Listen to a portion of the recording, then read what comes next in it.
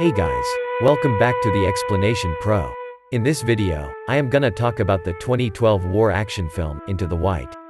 As usual, there will be spoilers ahead, so take them with a grain of salt and let's get started. This movie is set up during the Second World War. In the first scene, we see the snow-covered mountains of Norway. They belong to both Great Britain and Germany. Both the countries are trying to occupy Norway. We also see a few fighter aircrafts in the sky. Suddenly, a German aircraft falls on the land. 3 men come out of it. While 2 of them are all right, the third one, Joseph, finds himself with a small wound on his hand. Strunk gives first aid to Joseph while their leader, Horst, tries to find a way out of there. But Horst gets lost all of a sudden. Strunk and Joseph notice that Horst is gone and start searching for him. Eventually, they find him in a pit inside the snow and help him get out of it. Then, Strunk takes out a box full of stuff from the plane. From the stuff, he gives a book to Joseph. Joseph smiles after looking at the book and tells that after waiting for 6 hours, Hitler gave an autograph on the book for him. That is why the book is very precious to him. They try to take stock of all the edibles they have. They notice that they have quite a few and they can survive for a period of time. They plan to get away from this place and rejoin the war. They destroy their plane, carry some food and start their journey. It is evening now and the weather is very bad. They make a small cave to survive the extreme temperatures during the night. The next morning they pick up their luggage and continue their journey. But the weather did not seem to be cooperating. It got worse and worse. As they keep walking, the trolley in which they carry their food and water starts falling down the cliff. Strunk is holding the trolley. Along with it, he is also falling down. He makes a decision to let go of the food and water to save himself and gets back up. Now, they do not have any food or water, they do not have a shelter. They do not have any way to contact the outer world. The weather is terrible, but they did not lose their confidence. They just keep going because they do not have any other option. As time passes, the winds were getting stronger and they are not able to move properly. Their vision is restricted to a certain distance. But they did not stop. They keep moving forward even though they are slow. After a while, they see a small wooden cabin at a distance. Their hope is reignited and they move towards it at a faster pace. They go inside the cabin. The cabin feels warm and comforting, especially after spending the past couple of days in extreme snow. They are lucky enough to find some oats in there too. They try to light some fire using a matchbox. But there are only a couple of matchsticks in there and one of them is already used up. Then they light the last matchstick. Suddenly, they hear some voices outside the cabin and they are alerted. During this time, even the last matchstick is exhausted. They go outside to check where the voices are from. Then they find 2 British soldiers stuck in the snow after their aircraft crashed, just like them. The German soldiers ask them to come inside. But as soon as they come in, the German soldiers take out their guns and threaten the British soldiers. But they have a difference in opinion. Joseph says that they should kill them as they are enemies. But Horst says that they should live because they might be helpful to them at some point. They finally come to an agreement and decide to keep them as prisoners. The British soldiers obey everything they are told because they do not have any weapons. They search the British men and notice that one of them, named Davenport, possesses a lighter. Horst takes the lighter and keeps it with him and lights the fire. Davenport asks Horst to give back the lighter because it has sentimental value. He says that his father gave him the lighter. Horst says that he will return it when they find a way out of there. Horst and his men make a plan to escape on the next day. They decide that they are going to join the German army the next day and when they do they are going to hand over the Britishers to the prison. Horst draws a line in the cabin and instructs the Britishers not to cross the line. And if they have to cross the line, they must take his permission. Horst threatens them that if they fail to do so, they will be shot. Davenport tells that even though they are prisoners, they are supposed to get 3 meals per day. Horst says that they will be fed. Davenport's companion, Smith, questions about the toilet and asks for toilet paper.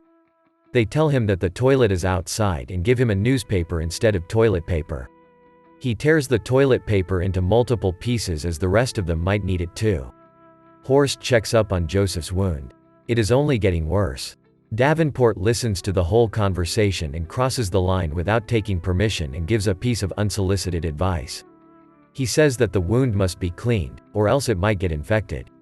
Strunk notices that he crossed the line without permission and pushes him to the other side and warns him again. He says that he is just trying to help. Then the food gets ready. Horst offers the British officers a portion of the food. He says that they must eat on the ground. But Davenport rejects that and says that they will have food on the table with the rest of them. Then they wear their uniforms and all 5 of them have food on the same table. But while having food, Smith teases Joseph. Horst gets angry and orders Smith to get back to the line and have food on the bed. After a while they get bored. Horst proposes to have a conversation like normal men. Davenport agrees and asks if they should talk about politics. Horst says no. Davenport asks if they should talk about cars. Horst says yes and starts flexing that Germany makes the best automobiles in the world. Davenport says that British cars are better and more stylish. Then the conversation picks up and Horst says that Britain's cars are stylish but they are not effective. Smith gets bored by this conversation. He asks the others if there are any girls they are interested in back in Germany. He asks if they have a girlfriend or a wife. Then he starts saying about his girlfriend. He tells about the last time they met and feels how unfortunate it is that he is stuck in snow-covered hills while his girlfriend is waiting for him back at home. Then everyone starts telling about their families. Horst and Davenport do not share much. Strunk has a wife and 3 children and he also owns a big business, but still, he chooses to become a pilot to serve his country. Joseph does not have a story. He just says that his mother is not alive. Horst worries about Joseph's wound as it is getting worse. Davenport suggests using the alcohol in Horst's compass to disinfect the wound. Horst breaks the compass. He uses the alcohol in it to disinfect Joseph's wound. They start planning about getting out of those mountains. They decide in which direction they must leave the next morning. As the wood is not sufficient, they start breaking the items in the cabin that are not essential. They use this fire to keep themselves warm and to cook. All of them take rest for the rest of the night. The next morning they cook the remaining oats and eat them up. Then, they get prepared to leave the cabin. Davenport suggests that they stay back because the weather got worse. He says that they should wait in the cabin till the weather gets better. But Horst disagrees. He says that they must leave immediately as they neither have anything left to eat, nor do they have any wood to light a fire. Then, all 5 of them leave the cabin for their destination. As they keep going, Joseph gets tired and his body gives up. The others help him to get up and they continue their journey. There was a huge storm and the wind was blowing harder than before. They could only see for a few feet. Meanwhile, the British soldiers and Horst move faster, and Strunk and Joseph are left behind. Horst notices that Strunk and Joseph are not with them and goes back to find them. After finding them, all 5 of them return back to the cabin. They decide not to leave until the weather gets better. They pick up some grass from beneath the ice. They cook it and eat it. Smith goes out to the toilet and spots a group of reindeers. He alerts the others, but by the time they come out with their guns, the reindeers left already. After returning to the cabin, Smith returns Joseph's book. He says that he used a few pages of the book as toilet paper. Joseph gets furious. As we already know, that book holds sentimental value to Joseph. Joseph starts shooting Smith, but Horst and the others stop him. Smith uses this opportunity and takes away Joseph's gun and keeps it with him. Then, Davenport acts swiftly and seized the other guns from Horst and Strunk. Therefore, the German men are now prisoners under the British men. Horst revisits the terms and conditions. He says that they must be given food 3 times a day. Davenport accepts that, but everyone knows that there is no food left in the cabin. Smith offers to go out on a hunt. He says that he will find an animal and they will eat meat to fulfill their hunger today. Drunk accompanies him on the hunt. Joseph's heat keeps getting worse as his wound is getting worse. He gets a fever and is not even in a situation to get up. Horst and Davenport let him take rest and take it upon themselves to keep the cabin warm. They keep using all the wooden objects in the cabin and everything gets burned up pretty soon. Davenport asks for Horst's help to revolve a wooden stick that is attached between the roof and the floor. Horst tries to warn that if they remove that piece the whole roof might collapse. But Davenport does not take it into consideration. As he is holding them as prisoners, he orders Horst to cut that piece of wood. Horst follows the orders. As expected, the whole roof starts coming down. The 2 men take a stool and try to hold onto the roof. Horst takes this as a chance of weakness and takes his gun back from Davenport. Horst gets emotional. He calls himself a loser pilot. He says that a few years ago, he crashed a plane where 3 people lost their lives. He was forbidden from flying again and he had to go to jail. But as the war started, he was given another chance to fly. He feels guilty for not using this chance properly.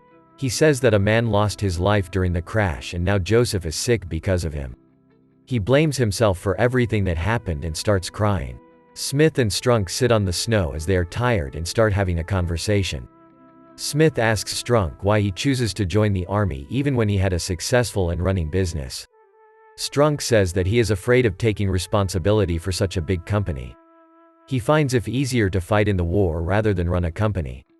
They come back to the cabin from the hunt. They bring a rabbit along with them. Smith and Strunk help the other to put back the support column. Then they cook the rabbit and eat it. But Joseph's position keeps going bad. He is unconscious and his wound gets worse. His would start to stink. Their only option is to remove the part of the hand with the wound and take him to the hospital immediately, else Joseph may lose his life. They decide to cut off his hat and start making preparations by collecting more wood. While removing the wood from the floor, they find a package with beer and food. They are happy looking at this and they have food and drink and finally manage to cut Joseph's hand and tie a bandage around it. They spend the rest of the night enjoying the refreshments and sharing their personal views. They are no longer enemies from different counties. They are friends. At the same time, the Norway soldiers notice the burnt plane and send a few soldiers to see what's wrong the next morning. The weather is bright the next day. Smith and Strunk go out to find the best route possible for returning. The Norway soldiers find the equals say 2 and feel threatened and shoot Strunk. Strunk dies immediately. They go back to find others. All 4 of them go to the Norway camp and explain what happened. Eventually, they return to their country's war camp and start fighting for their country again. During the war, Smith and Joseph die. After the war ends, Davenport and Horst meet again. Not as enemies but as friends. That's all for today's video and thanks for watching it. If you liked it, make sure to give it a thumbs up and share it with your friends. Also, let me know in the comments below which movie you want me to cover in the next video.